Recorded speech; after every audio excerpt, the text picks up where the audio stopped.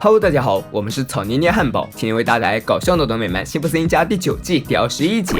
小丑看着自创动画片，被里面情节逗得哈哈大笑，但他对对面女人却表情冷淡，表示联邦委员会并不会觉得好笑，他们并不认为孩子们能在猫鼠大战中学到任何东西，这使公司即将到的执照重审变得岌岌可危，所以现在只需要有教育意义的节目。小丑指着墙上的海报，那这个巧克力动漫怎么样？女人表示勉勉强强吧，但她还是觉得应该开一档由孩子主播儿童新闻的节目。两人协调了良久之后，小丑终于同意拿出10分钟给新节目。红发威力看着成团的落叶，对自己的劳动成果相当满意。休息时间到了，小酌一杯，再小睡一下，完美。不远处小新正在荡秋千，他打算挑战高难度动作，从高高的秋千跳下，然后踩上滑板，戏弄同学，涌下滑滑梯。完成全套动作之后，小新很得意地向眼镜仔表示，没断胳膊没断腿，你欠我25美分。得意之余，他没注意到前面的路不小心飞了出去，砸在了落叶堆上。听到动静，红发威力马上冲出来，是谁破坏了我的小堆堆？一看是小新，立刻上前抢走他的滑板，然后就转身回房了。威力决心给小新一点教训，任他怎么在外面敲门，就是装听不见。眼见敲打良久都没有反应，小新注意到一旁运送食物的车子，心生一计，他将运输管接在了威力家的烟囱上，然后就若无其事上课去了。在全身即将没入食物的时候，威力终于醒了过来，还想靠吃为自己杀出血路，很可惜他失败了，整个人都被淹了。小木屋也难以承受这么多的食物，马上就要被撑爆了。看着窗户上飞溅的食物残渣，小新很满意自己的这次行动，打开窗户将心爱的滑板拿了回来。看他那得意的样子，威力就知道是小新干的好事。一阵锁喉之后，威力被护士带走了。另一边，新小妹凭着自身的优秀，成功被校长举荐，成了新节目的儿童主播。此时正在家里念着自己的稿子，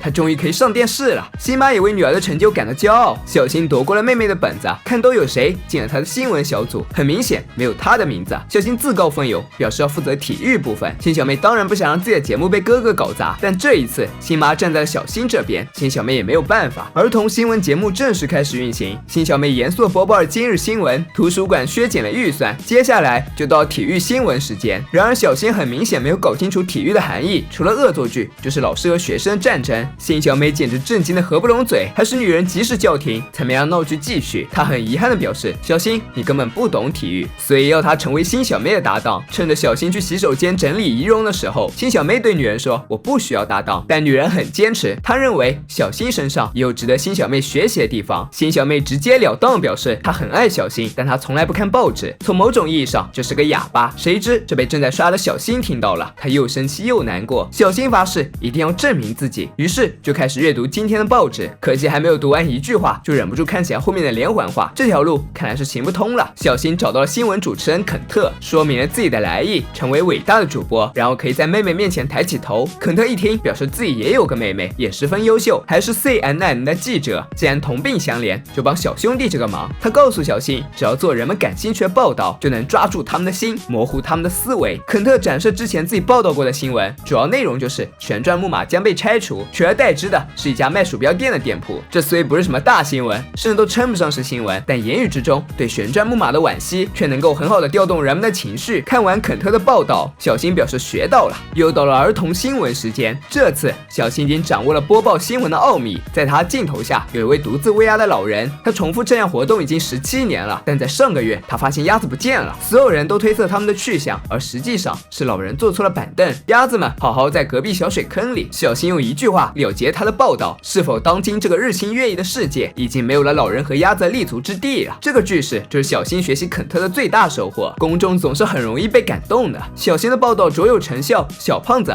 都忍不住为老人和鸭子泪流满面。新小妹还是很清醒的，这根本就不是新闻，只是一堆胡说八道。但小新却很遗憾的表示，你真没有同情心。女人现在也更看好小新了，这样肤浅的傻瓜新闻还不是有嘴就行。新小妹放下摄影机就准备开始报道。第一个被她采纳对象就是猫咪小姐，然而她还没有开口说几句，就被她的新闻主角用猫轰走了。接着她又打算去报道一条铁路，很遗憾这家铁路公司不会再经过这里了，然后就被迅速打脸，这让她失望的低下头。猫咪小姐又扔了一堆猫过来。小新的报道倒是一切向好，在她的镜头下，老兵们放下了枪，拿起了针，用旧衣服制作国旗。即使他们不知道条纹的正确数量，也不知道星星有几颗，但小新表示，如果他们将它挂在旗杆上，他一定会向他敬礼。直到视频结束，小新仍在呼吁大家要多加关注退伍军人，饱含深浅人道主义关怀，让小新收获了一众粉丝，纷纷来信，希望成为小新所见中的一员。新妈妈对于儿子终于对社会有点贡献感到十分骄傲，辛小妹却知道小新根本就不关心那些人，一切只不过是在作秀而已。但即使她知道真相，让人们相信也是天方夜谭。首先妈妈就不相信，只觉得女儿是在嫉妒儿子。不过很快她又想到如何揭露小仙真面目。正当她得意的大笑之时，一只猴子爬上她的柜子，也学着她在那里哈哈大笑。要说家里怎么会突然进了一只猴子，这就不得不说一下辛巴搞的那些事了。一天，辛巴去超市买东西，没想到收钱竟然是只猴子。因为阿普受伤了，所以就领了只猴子来帮忙。辛巴若有所思，也来到了领养中心，告诉负责人自己想要只猴子。原本正常是得不到的，但是辛巴叫来了老辛普森，成功将猴子领回了家。辛巴发现它存在之后十分排斥，拿起扫帚就想将猴子赶出去。还好辛巴及时出现才拯救了他。他对妻子说，这只猴子能模仿任何动作，还示范给他看。事实证明确实能模仿，这只猴子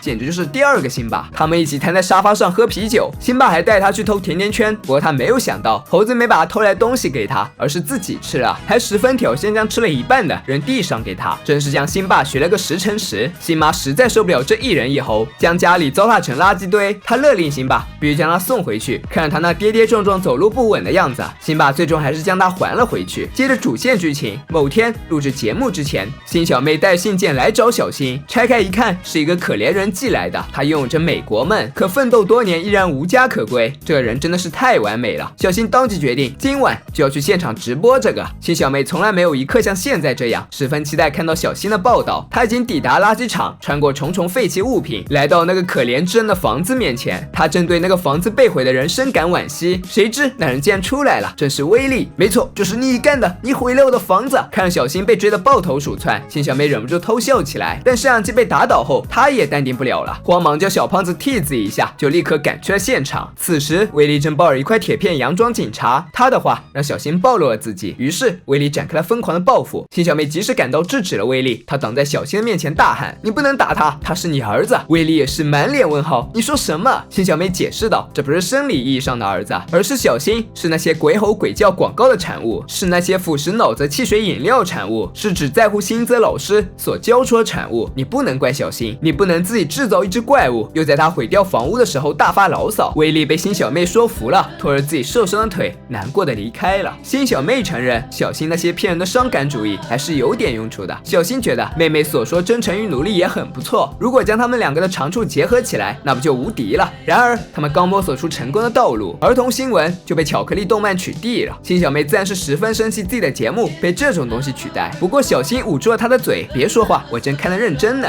当传统的媒体行业无法再满足大众日新月异的喜好时，如何在两者中得到平衡，成为了业内最头疼的问题。于是本该真实严谨的报道成了故事大会，人们沉浸在虚假的感动中，却从不考虑其中的真伪，这就是时代的弊病所在。但换个角度想想，小仙新闻虽然是添油加醋的产物，却又切实起到了某种正面导向作用。究竟利弊如何，我想每个人都有自己的看法。一直以来，新闻事业都是政府和人民的喉舌，担负着反映舆论、引导舆论的重要作用。正因如此，大众很容易盲目跟随。若是有人将舆论的力量用于歪门邪道，我们是否能及时惊醒，找到深埋在杂乱表象之下的真相呢？就像是那只猴子，只会模仿辛巴动作，根本不考虑是非对错。毕竟它只是只猴子。可许多自诩高智商的人，不也是有样学样，盲目的追随大流？就像白嫖的风气弥漫后，每次求赞都只能得到下次一定。他人的思想就像餐桌上的残羹，就像陌生客人留下的衣衫。只有自主的思考，才真正具有真理和生命，才能毫无保留成为我们自己。